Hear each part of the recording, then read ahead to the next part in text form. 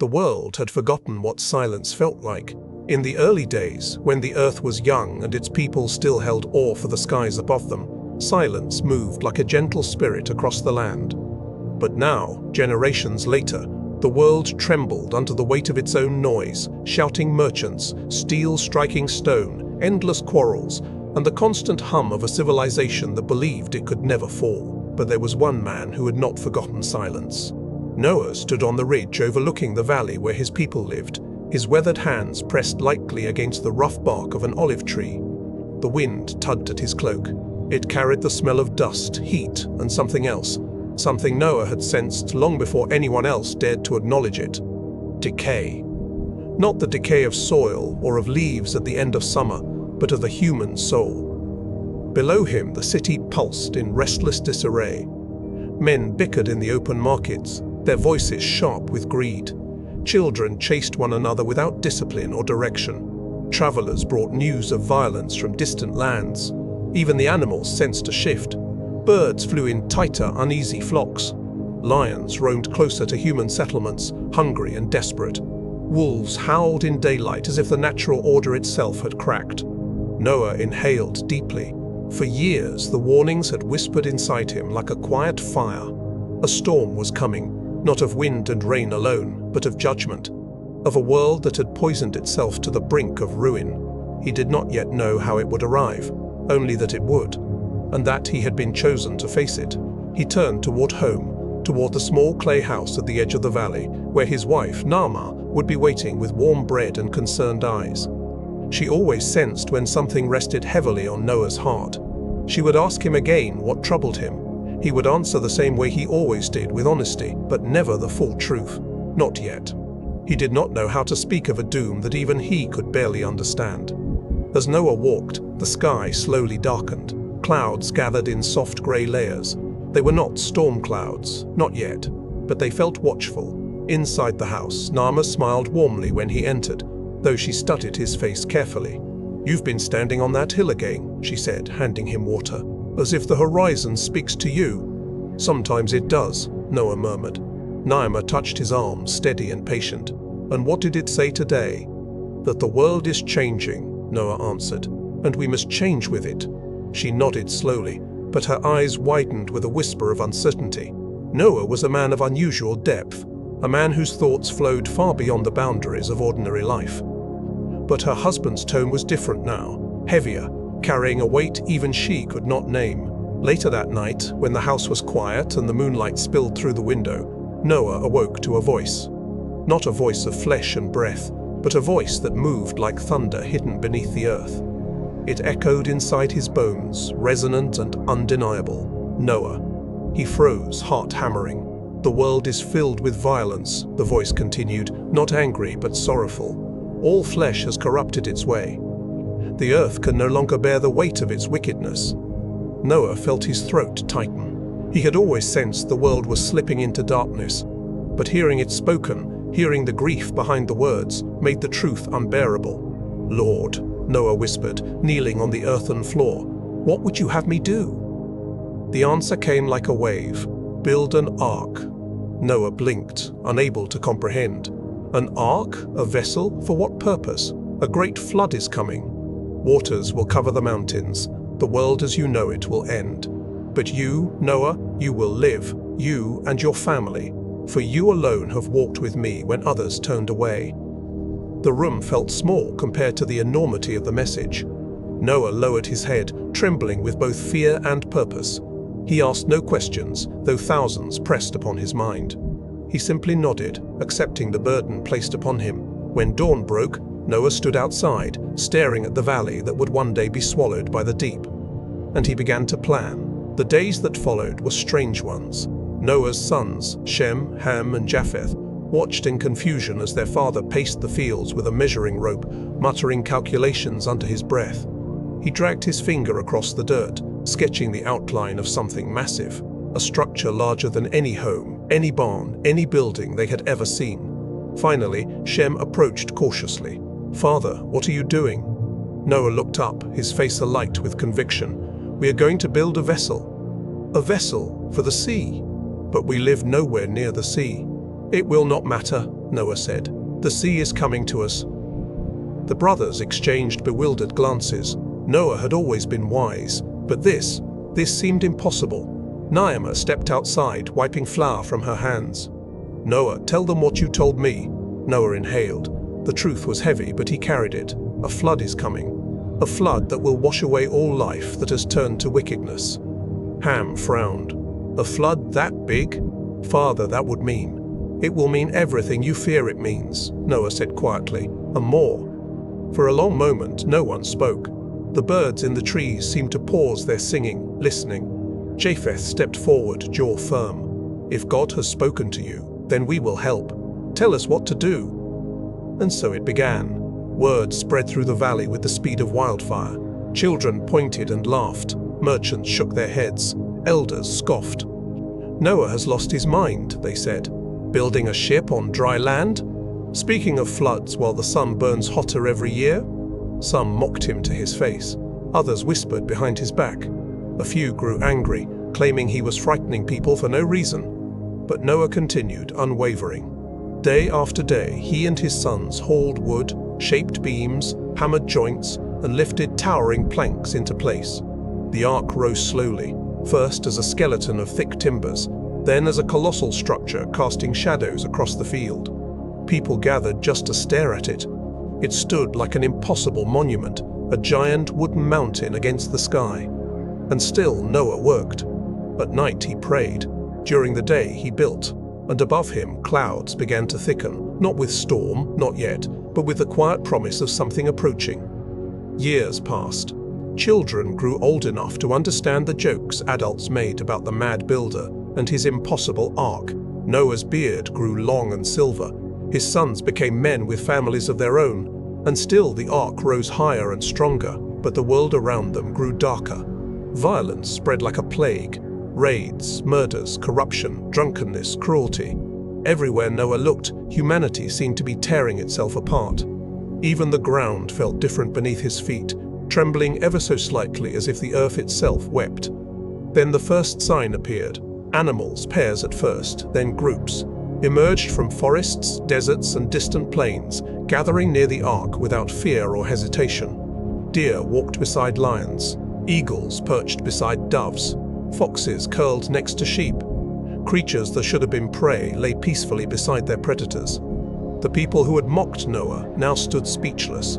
For the first time, doubt crept into their laughter, and Noah whispered, "It has begun." The day the animals gathered in full, the valley fell into an eerie silence. People who once mocked Noah now stood at the edges of his field, their eyes wide with disbelief.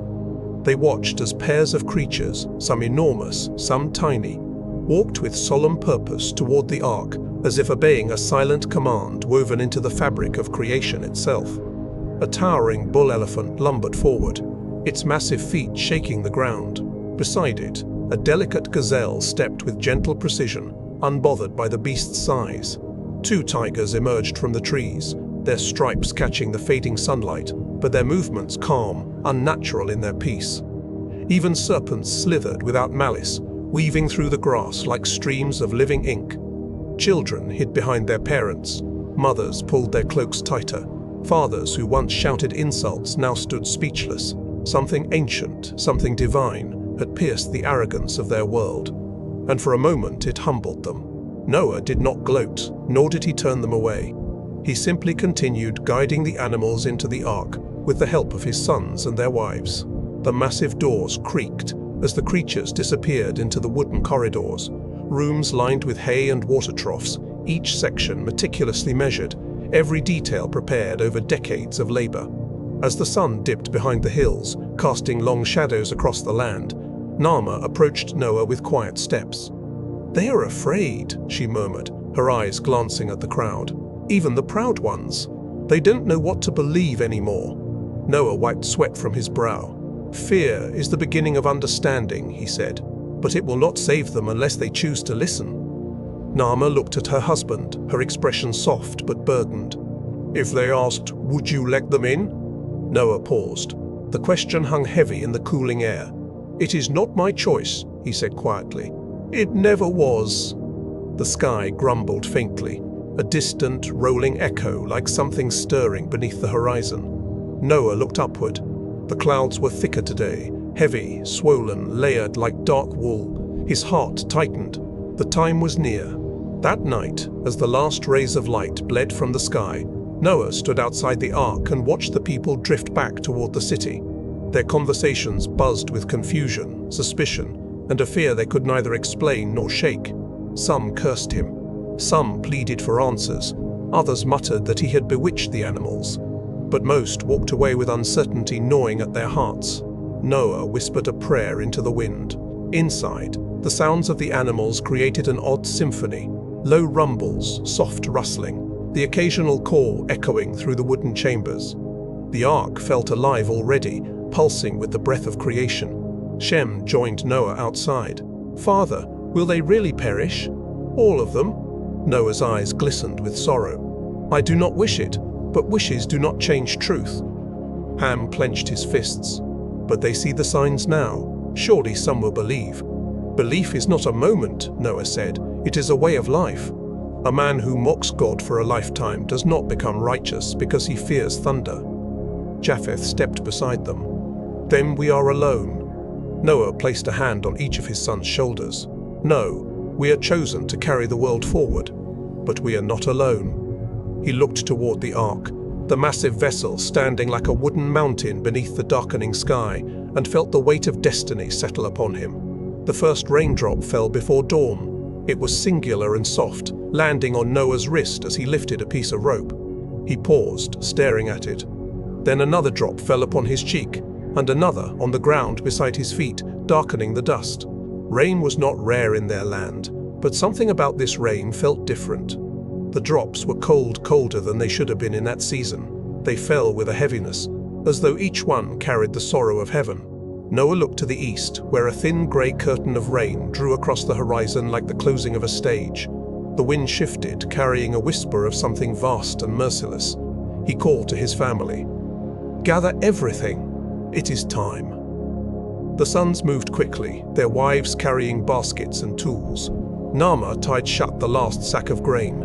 The animals stirred, as if feeling the shift of the world beneath them. By midday, the steady drizzle had become a relentless curtain of rain. Rivers thrashed against their banks, mud swallowed the roads.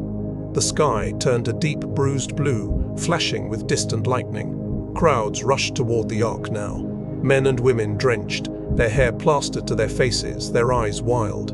"Noah!" one of them shouted. "Open the doors. Let us in. You said the flood was coming. Let us come with you. You owe us. You deceived us." Their voices clashed like crashing waves. Some begged, some pounded on the hull, others cursed him once more. Noah stood on the ramp, drenched, heart heavy but resolute. He spoke loudly, though not with triumph, only deep sorrow. "I warned you. I called to you for years, not with threats, but with truth. But you did not listen." "You must let us in," someone screamed. "Our children." "The time is over," Noah said softly. Shem pulled him back as lightning split the sky. A low, trembling groan echoed through the valley. It was not thunder. It was deeper, like the earth's spine cracking. Animals cried out in terror. People stumbled, grabbing their children, screaming into the rain. The ground lurched. And then, as if moved by the hand of God himself, the massive doors of the ark swung shut. Not by Noah's strength, not by human hands. They slammed with a force that shook the wood and sealed the fate of the world. Inside the ark, darkness pressed around them. Only a handful of oil lamps flickered, reflecting in Noah's solemn eyes. The rain battered the hull like fists of water. The cries from outside pierced the air. Wails, pleas, frantic voices swallowed gradually by the rising roar of the storm. Noah sat down slowly, covering his face with his hands. Naamah wrapped her arms around him, resting her forehead against his shoulder. "You obeyed," she whispered. "You did all you could." But Noah's tears fell silently. Outside, the world screamed. The rain became furious, slamming the ark with unending force. Water surged across the valley, sweeping away carts, tents, livestock, everything. The people ran, climbed, clung to rooftops, trees, rocks, but the waters rose with terrifying speed. Inside the ark, the timbers groaned as the floodwaters lifted the vessel from the earth. The ark swayed violently at first, tilting as the water surged against it. The animals shifted, restless and frightened, their cries echoing in the cavernous belly of the ship. "Hold on," Shem shouted, gripping a rope. The floor tilted sharply. Japheth stumbled, catching himself against the wall. Ham pulled his wife close, steadying her as the ark lifted higher, rising like a helpless leaf atop the violent torrent. Noah stood in the center of the lower deck, his face illuminated by a faint lamp. He whispered prayers steadily, his voice trembling but unwavering. "Lord, be our shelter in the storm. Lord, steady this vessel. Lord, remember your promise." Outside, the entire valley disappeared under churning, boiling water. Mountains blurred beneath sheets of endless rain. Trees snapped like twigs. Stones rolled like pebbles. The world was unmade with every passing hour. Days passed. Nights bled into mornings. The rain refused to stop. The sky seemed to weep endlessly. Inside the ark, they worked tirelessly, feeding animals, refilling troughs, repairing anything that loosened under the constant tossing. Sleep came in fragments. Fear lurked in every creak of the wood. But Noah never stopped praying. And slowly, the storm began to change. On the 41st day, the rain softened. The roar faded into a steady hush. The water still stretched endlessly in all directions, but the clouds thinned, revealing shy patches of pale sky. Naamah stepped beside Noah and touched his arm. "Do you think it's over?" "No," Noah murmured. "Not yet." But the worst has passed. The ark floated gently now, rocked by calmer waves. The sounds of the animals softened. The world outside breathed quietly, an empty, water-covered silence. A silence the world had not known for centuries.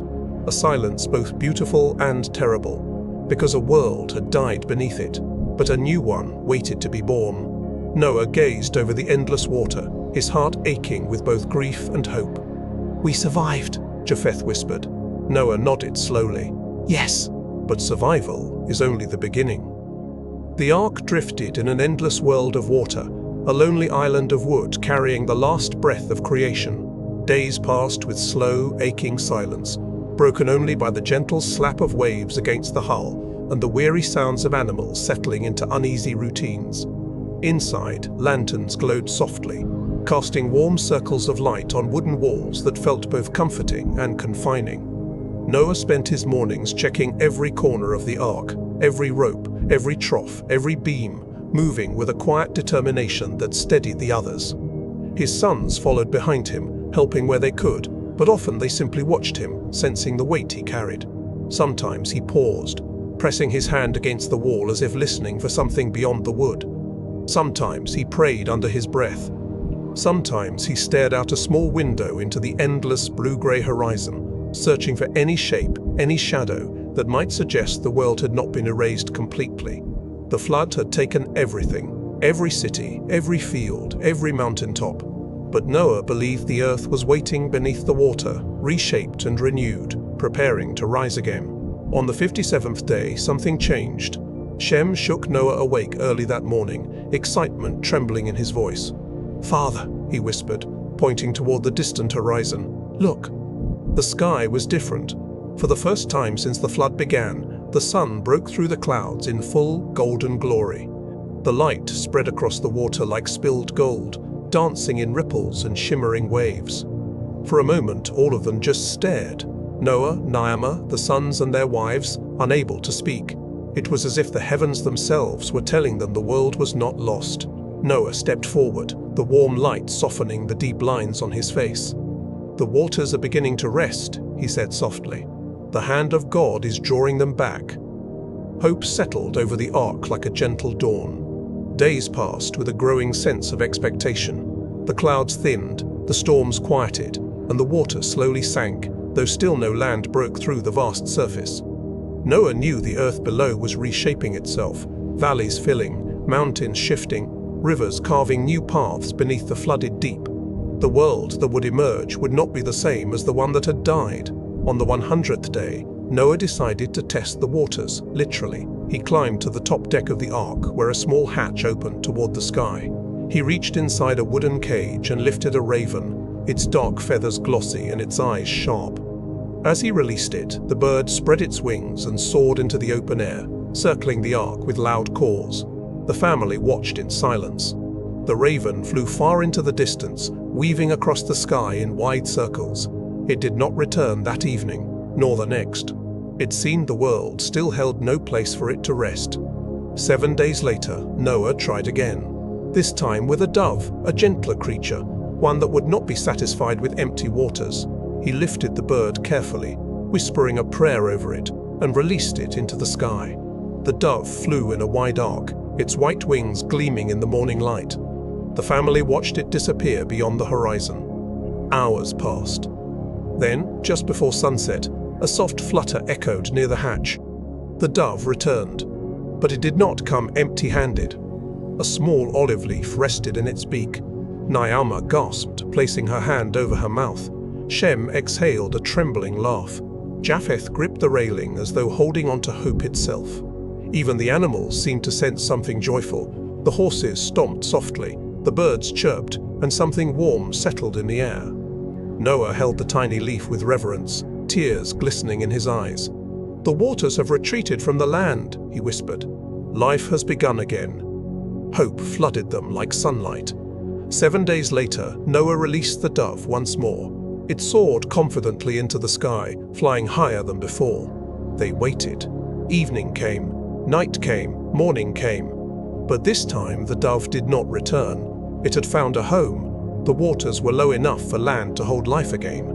Days stretched on as the ark drifted gently until, one morning, a heavy jolt shook the vessel. Naama grabbed a beam to steady herself. Ham stumbled forward. The animals stirred in confusion. Japheth hurried to the window and peered out. "Father!" The ark, it stopped. Noah climbed up beside him and looked out. The waters around them were calm, but directly beneath the ark, dark shapes rose, jagged ridges of rock. The ark had come to rest upon a mountain peak, Mount Ararat. The world was not done with them yet, but the journey of drifting was over.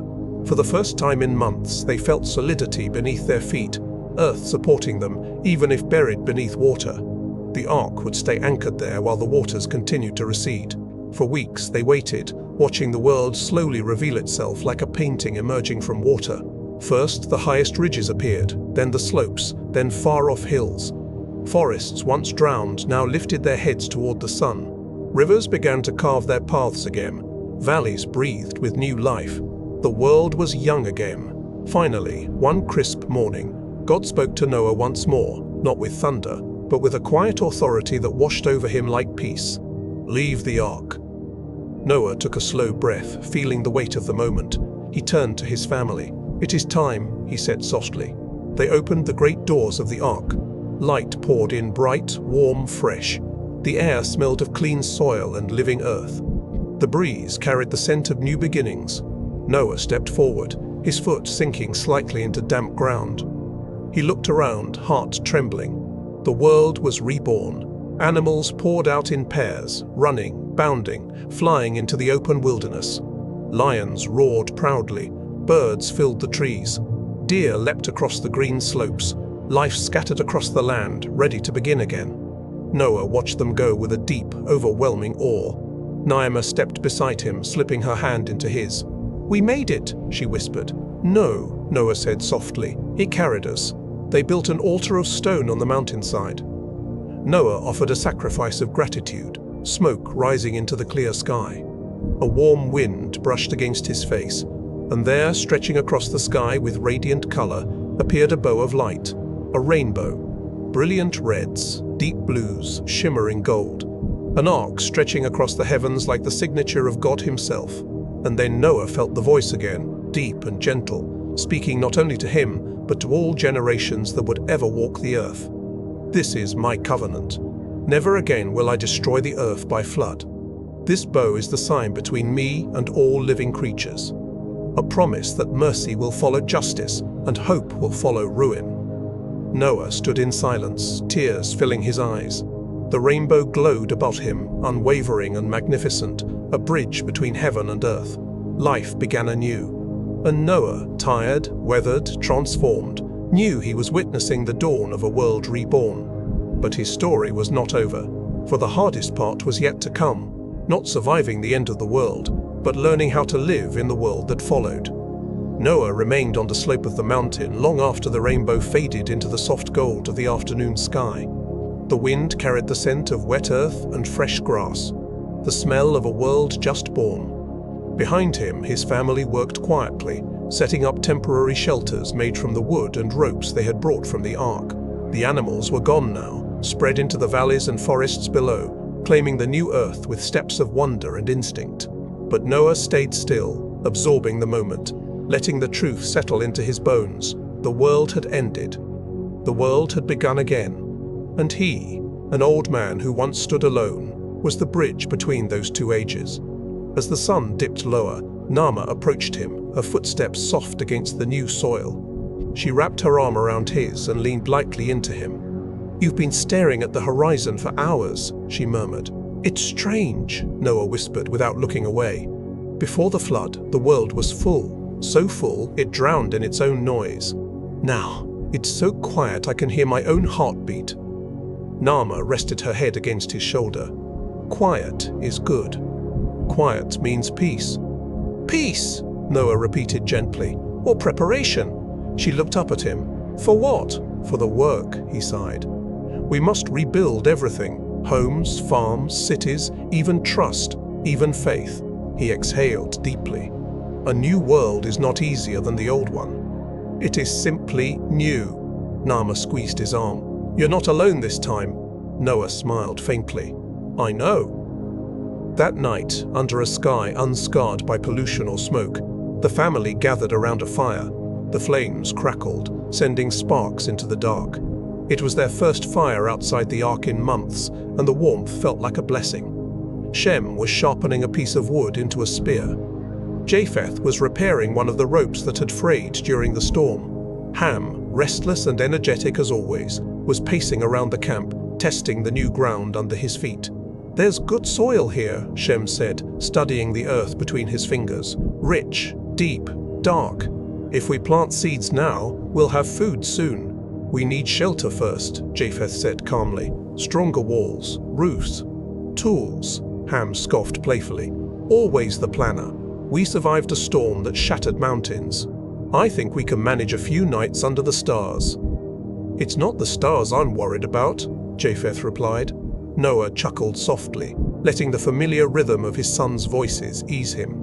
For so long they had lived in tight wooden corridors, their footsteps echoing through the ark. To hear them out in the open again felt like a promise of life.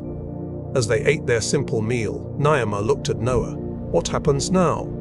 Noah poked the fire gently, watching sparks lift into the air. We begin again, he said. We plant, we build, we multiply. We teach the world not to grow into the monster it once became. Ham raised a brow. And what if it does? Noah stared into the fire, the flames reflected in his eyes. Then we remind them of mercy as much as judgment. Ham shook his head. Men forget, we forgot once. We'll forget again. Noah met his gaze. Then we must not let the story be forgotten. The next day, they descended from the mountain. The valleys below stretched wide and green, sprinkled with wild flowers and young forests. The air hummed with insects and the distant calls of animals reclaiming their territories. The earth felt soft under their feet, new, untouched, waiting for human hands. Shem began planting seeds immediately, marking rows with sticks. Japheth constructed a small shelter using stones and fallen branches. Ham wandered further out, exploring, curious, testing the boundaries of their new home. Noah watched them with quiet pride. But rebuilding a world was not a simple task, and not everyone carried the same weight of discipline or temptation. Weeks passed. Their settlement grew. The garden sprouted green shoots. Water flowed clear and cold from streams fed by the melting floodwaters. The sky remained bright. The days grew warmer. And slowly, the family began to relax, not in laziness, but in relief. The terror of the flood faded into memory. Their hands grew calloused from work, their conversations filled with hope, laughter returned. It was in these peaceful days that Noah planted a vineyard. His hands pressed seeds into the soil with reverence. The vines, once grown, would yield fruit that could nourish, refresh, and in time, bring joy. It was a project of hope, one that required patience and care. Noah tended the vines each morning, whispering prayers over them, watching them crawl up their wooden frames and stretch toward the sun. Years passed. The vineyard matured. Grapes ripened in heavy clusters, their skins deep purple and full of sweetness. Naamah helped him gather the harvest. "You've built something beautiful," she said warmly. "It is God who made it grow," Noah replied, "but I am grateful to see it." From the grapes, Noah made wine rich, fragrant, a symbol of abundance. The first drink warmed him deeply. The second relaxed him. The third loosened the heaviness inside him. Memories of screams drowned in the storm, faces pressed against the ark, friends swallowed by waves. He drank to forget, not to celebrate, and it led him into darkness. Ham found him the next morning lying drunk and uncovered inside his tent. Instead of covering his father with humility, Ham mocked him, laughing loudly as if Noah's vulnerability were a spectacle. He ran to his brothers, eager to share the humiliation. Shem's face hardened. Japheth's eyes filled with shame, not at Noah's state, but at Ham's behavior. "This is our father," Shem whispered, "the man who saved us." Japheth grabbed a cloak, and together the two brothers walked backward into the tent, refusing to look at Noah's nakedness. They covered him gently, with dignity, and left without speaking. When Noah awoke and learned what had happened, sorrow filled him deeper than the wine ever had.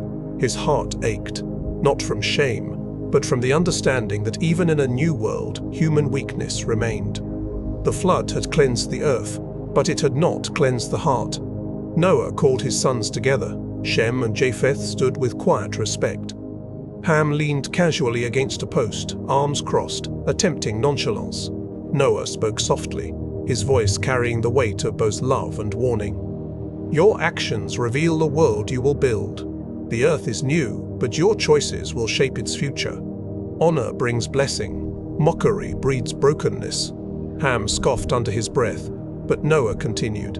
"Shem, you have shown grace. Japheth, you have shown honor. May the world be enlarged through you both, and may you dwell in peace." He turned to Ham, his eyes heavy with sadness. "But you chose disrespect, not of me, but of the order of life itself. And such seeds do not yield good fruit." Ham's pride bristled. He opened his mouth to argue, then shut it again and stormed away. Days passed in uneasy silence. Ham kept to himself, wandering far from the camp. Shem and Japheth worked harder, building, planting, shaping their new land. As years rolled on, the world grew around them, trees multiplying, rivers settling into their courses, animals filling the plains. Children were born, families expanded, tribes formed, nations began to take root. And Noah, older now, slower in his steps, watched the world flourish with both joy and quiet concern. He wrote down everything he had seen, everything he had learned. The flood, the warning, the covenant, the rainbow. The truth that men forget too quickly, the promise that God does not. He knew he would not live forever. But his story, what God did through him, had to survive. One evening, when the sky was a soft lavender and the air carried the fresh scent of growing fields, Noah gathered his family one last time. He looked at his sons, their wives, their children, more than 50 people now, a small nation. "You will build the world," he said. "Your hands will shape the generations to come. But remember this, the world drowned not because God was cruel, but because men abandoned truth." He looked at each child, each grandchild, letting his words sink deep. "Do not abandon the one who saved us. Do not grow proud in the comfort of this new earth. Stay humble, stay faithful, stay watchful." He smiled faintly, the lines around his eyes deepening with warmth. "And when you see the rainbow, remember, not just the promise. Remember the mercy that carried us through the end of the world." That night, as the stars shimmered above the new earth, Noah lay in his tent, listening to the wind whisper across the fields. He felt no fear, no pain, only peace. His breathing slowed, his eyes closed. And Noah, the man who survived the end of the world, passed quietly into the arms of the God who had guided him through it. His family mourned him with love. They built a stone marker on the hill overlooking the valley he had helped restore. They told his story to their children and their children after them, until generations later it became the memory of nations, a story of judgment, a story of mercy, a story of hope reborn from ruin. Noah's legacy lived in every seed planted, every city built, every child born into the world he helped save. And the earth renewed, alive, forgiven, carried his story forward for thousands of years. Whenever the sky darkened and rain fell gently across the land, people remembered. Whenever the rainbow arched across the heavens, shining with colors born from sunlight and storm, they recalled the covenant. Because the man who survived the end of the world did not survive by strength, he survived by faith. And through him, the world learned that even when everything is washed away, hope floats.